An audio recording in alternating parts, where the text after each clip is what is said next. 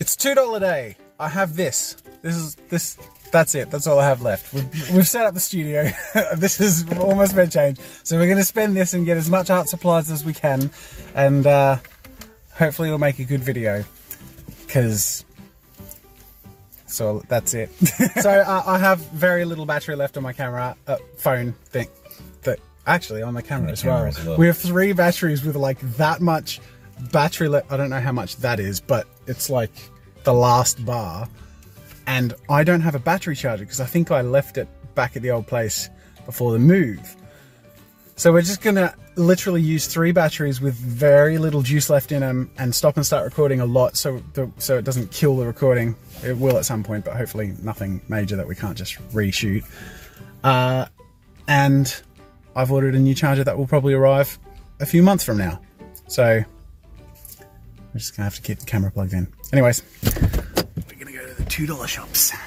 Okay, I don't know how much battery I have left on my phone, but I had to at least start a recording to tell you that we got kicked out of the $2 shop within how long?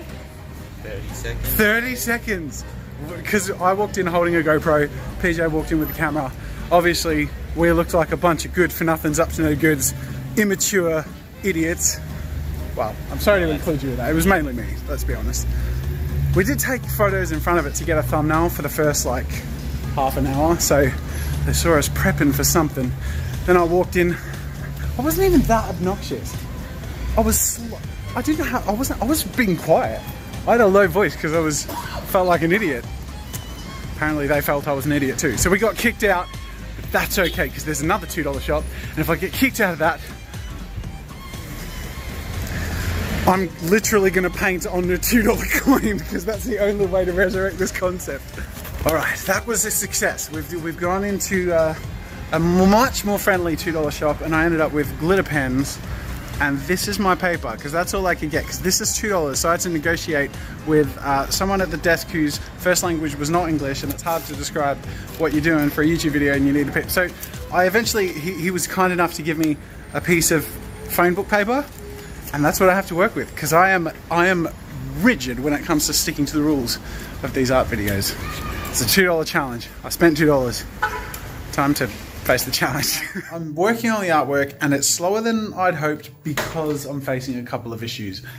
It's all to do with just adjusting to the filming setup or adjusting the film setup to suit my needs. And I don't know what those are until we sort of come across some issues. And there are 2 that I'm having to solve now, and I'll come up with sort of more longer term solutions for them. But the first is shadows.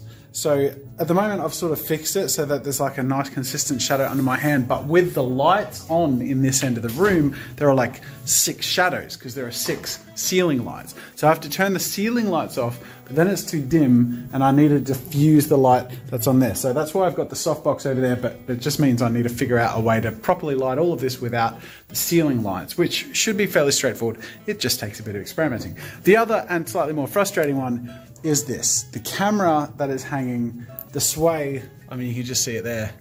It's just too much. And I have to stand there for like a minute to try and hold it still. And even then, there's just too much. There's too much shake. So that's just not at all sustainable. So that's okay. The picture I had in my head of hanging cameras and hanging everything, I just got overexcited about hanging stuff. It's useful for everything, but cameras, it's not going to work. But fortunately, I do have a crane, which I actually used for my talk to camera in the old studio. It was really easy to move around and all this stuff, and it can extend a lot further than I did in the old studio, which means in theory, if we set it up nice and stable, I can have it off to the side and have it so I can move it around quite easily and it won't sway around everywhere. It just means taking a bit of work to getting the balance right so that it doesn't move up or down by itself. So, a bit of experiment to go before I can keep filming.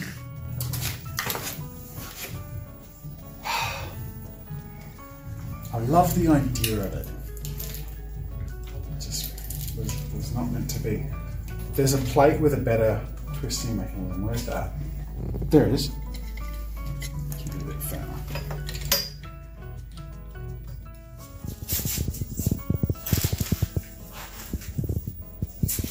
Using good old-fashioned exercise weight things. I actually got these originally to wear while playing VR, so I can sort of get an extra workout. And they've been really, really useful for like filming stuff. And I think I'll be using them as a permanent counterweight from now on to this setup. So this is the crane. So this is going to be, it seems, much more stable. That's a bit tight, isn't it? Oh, yeah, see that?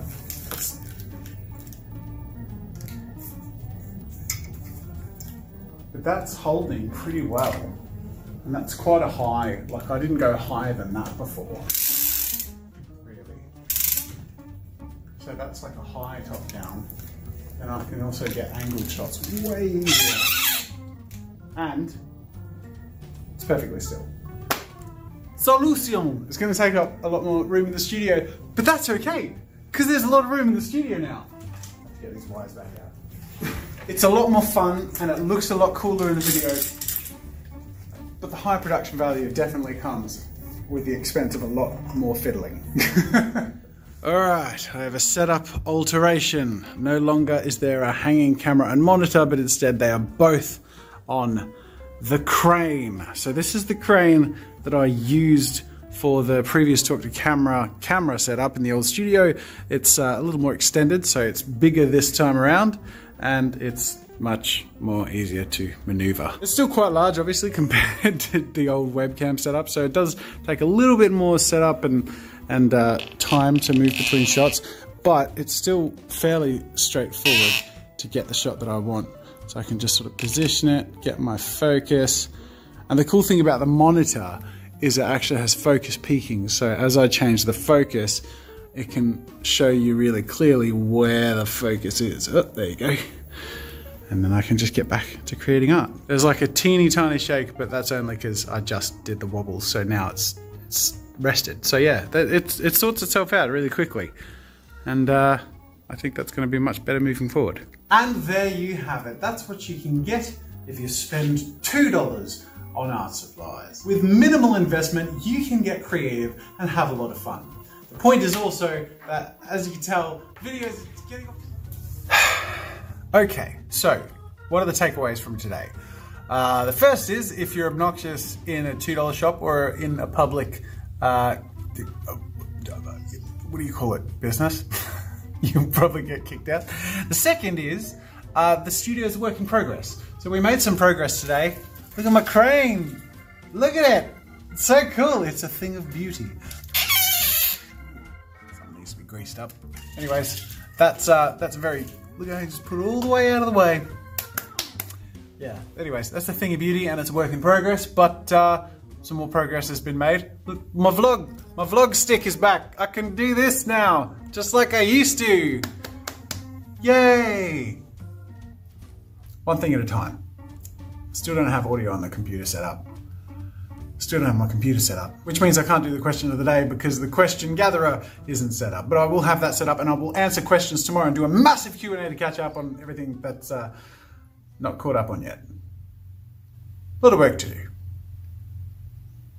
See you later.